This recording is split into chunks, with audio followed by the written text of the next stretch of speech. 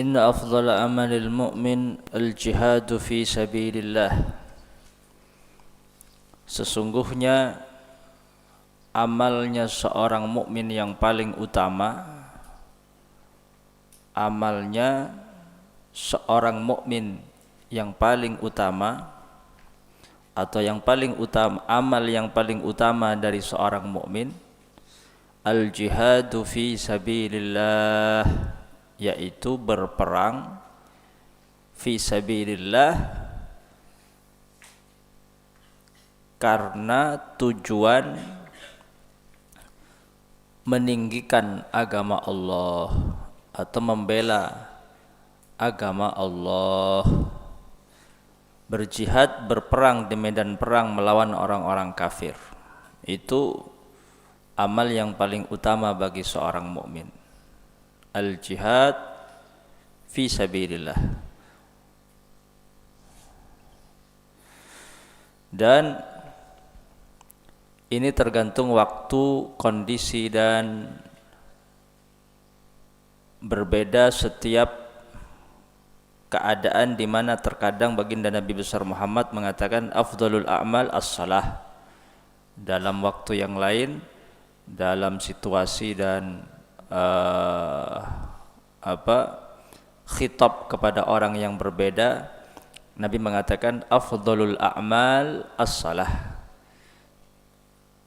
Amal yang paling utama itu salat. Terkadang Nabi mengatakan inna afdhala amalil mu'min al-jihad fi sabilillah. Amal yang paling utama dari seorang mukmin itu jihad. Apakah ada pertentangan antara amal yang paling utama dari seorang mukmin? Ada yang mengatakan jihad, sebagian riwayat afdhalul a'mal as-salah. Tidak ada pertentangan karena Nabi mengatakan itu sesuai dengan situasi, kondisi, dan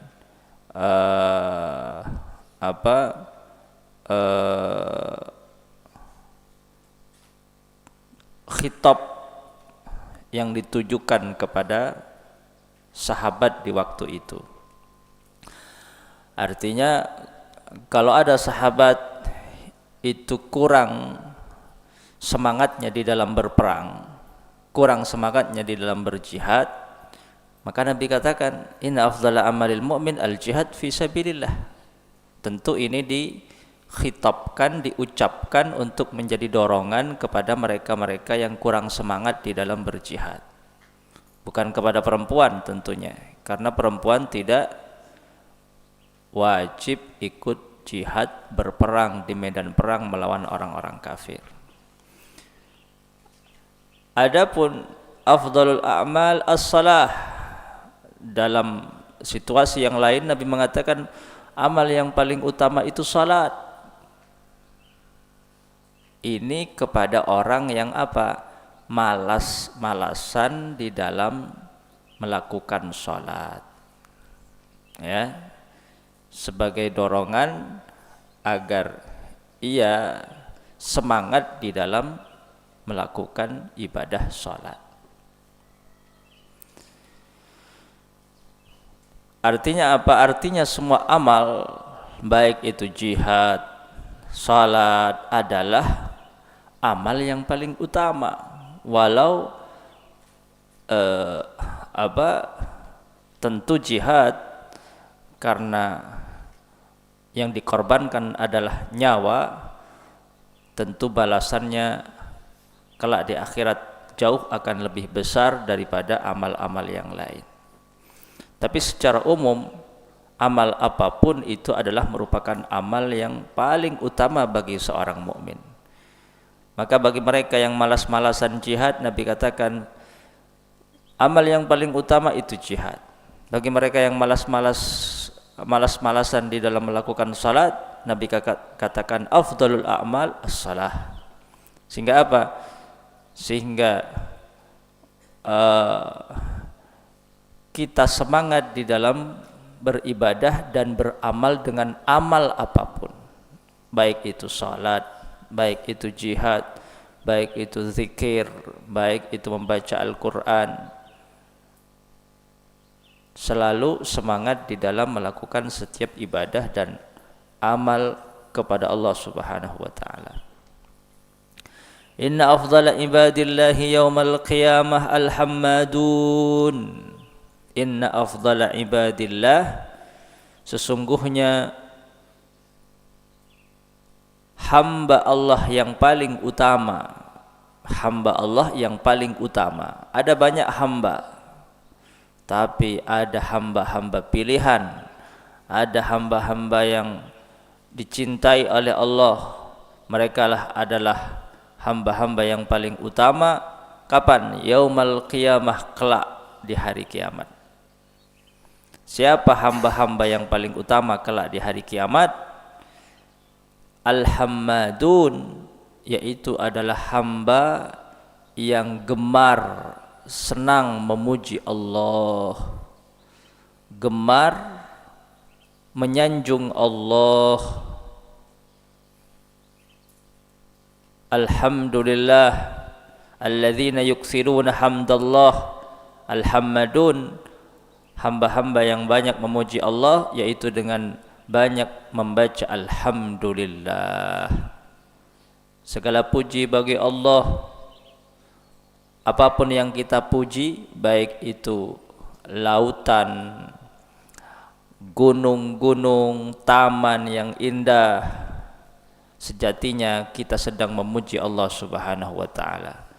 Karena seluruh keindahan yang ada di muka bumi ini adalah semata-mata ciptaan daripada Allah Subhanahu wa taala. Maka tatkala kita memuji apapun keindahan yang ada di dunia, sejatinya kita sedang memuji Allah Subhanahu wa taala. Maka segala puji bagi Allah, alhamdulillah. Perbanyak memuji Allah dengan membaca alhamdulillah, alhamdulillah. Setiap kita merasakan nikmat, kita ucapkan alhamdulillah, bersyukur, berterima kasih kepada Allah.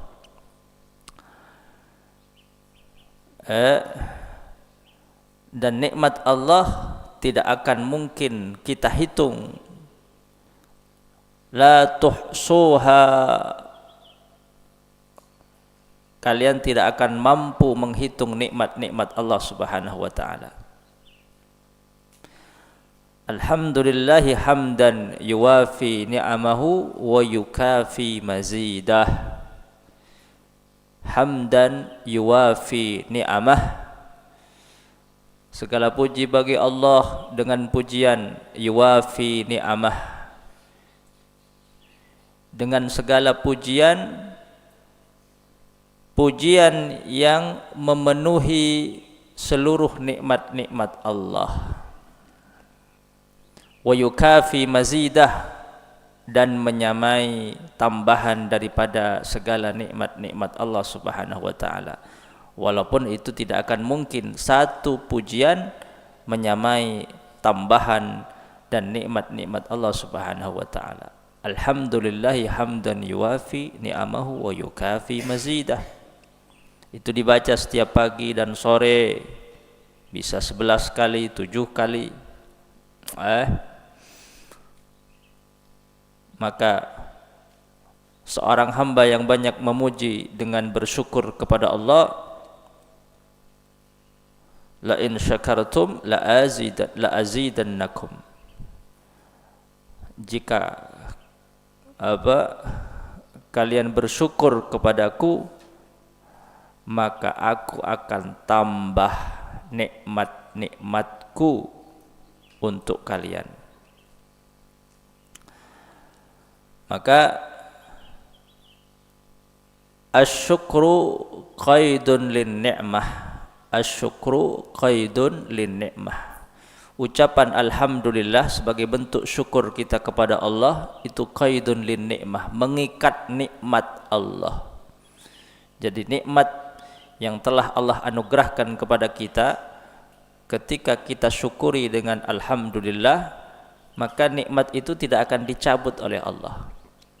Jadi qaidun lin ni'mah, cara mengikat nikmat agar tidak terlepas dari kita, agar kita senantiasa mendapatkan nikmat dan ditambah nikmat itu oleh Allah Subhanahu wa taala, yaitu dengan cara mengucapkan alhamdulillah, memuji Allah dengan sebanyak mungkin sebagai apa? Bentuk syukur kita kepada Allah Subhanahu wa taala. Dan merekalah kelak menjadi hamba yang paling utama di hari kiamat. Inna afdala ibadillahi yaumal qiyamah alhammadun.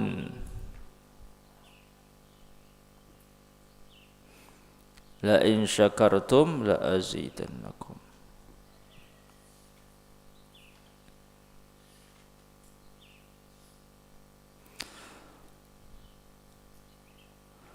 Wasafahu bil jamil, mensifati Allah dengan sifat yang sempurna, dengan sifat yang indah, baik dalam keadaan sepi, terang-terangan, ala sarra wal dharra, dalam keadaan sulit atau dalam keadaan bahagia, tetap memuji Allah dengan mensifati dengan sifat-sifat yang sempurna. Wat-tahmid fil jannah ala wajhil ladzah lal kulfah. Dan kelak di hari kiamat, para penduduk sorga, para penghuni sorga, mereka memuji Allah dengan mengatakan alhamdulillah, alhamdulillah, segala puji bagi Allah, bersyukur kepada Allah, mensifati Allah dengan sifat-sifat yang sempurna, ala wajhil ladzah, yaitu hanya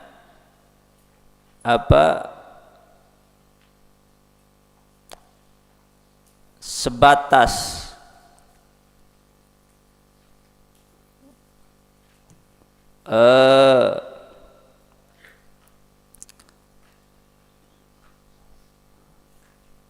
ungkapan kebahagiaan atau refleksi kebahagiaan dari para penghuni sorga. Ala wajhil ladzah lal kulfah, bukan menjadi beban dan kewajiban, bukan menjadi beban dan kewajiban. Kalau di dunia memuji Allah dengan ucapan alhamdulillah itu afdalu ibadillah, hamba yang paling utama dan amal yang paling utama, yaitu mengucapkan alhamdulillah, bersyukur kepada Allah. Tapi kelak di hari kiamat, di dalam sorga, para penghuni sorga memuji Allah itu adalah refleksi kebahagiaan mereka, bukan kewajiban dan bukan beban. Bukan kewajiban, bukan beban, tapi refleksi kebahagiaan. Karena betapa saking bahagianya mereka berada di dalam sorga, sehingga secara refleks mereka ucapkan alhamdulillah, mereka memuji Allah. Itu ala wajhil ladzah, refleksi kebahagiaan para penghuni sorga. Tapi kalau di dunia orang memuji Allah harus dengan usaha, dipaksa, dibiasakan memuji Allah, dibiasakan mensifati Allah dengan sifat-sifat yang sempurna. Dan karena apa? Karena tidak banyak ucapan alhamdulillah itu menjadi refleksi kebahagiaan seseorang kepada Allah Subhanahu wa taala. Mungkin ada sebagian manusia karena saking bahagianya mendapatkan nikmat sehingga refleks dia mengucapkan alhamdulillah, bersyukur kepada Allah Subhanahu wa taala. Tapi kebanyakan harus dipaksa, usaha, dibiasakan, dilazimkan untuk menjadi wirid ucapan alhamdulillah, memuji kepada Allah Subhanahu wa taala.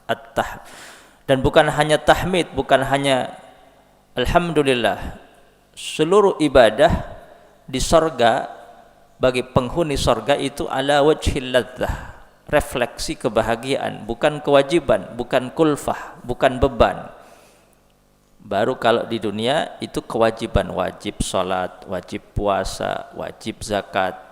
Di sorga nggak ada kewajiban ibadah, tapi bukan berarti tidak ada orang yang beribadah. Di dalam sorga mereka sholat, di dalam sorga memuji berzikir kepada Allah, tapi ala wajhil ladzah, sebagai refleksi kebahagiaan, bukan kewajiban mereka kepada Allah Subhanahu wa taala. Yang kewajiban itu adalah di dunia. Kewajiban itu di dunia. Maka ibadah itu sejatinya ada ladzah, ada kelezatan, yaitu ladzatul ibadah.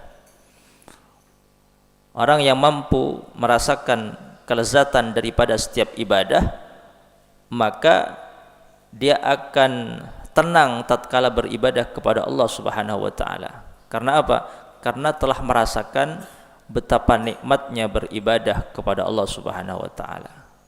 Itulah yang dikatakan oleh baginda Nabi besar Muhammad, wa ju'ilat qurratu aini fis shalah, dan salat telah dijadikan untukku sebagai permata hatiku, sebagai hiburanku, sebagai sarana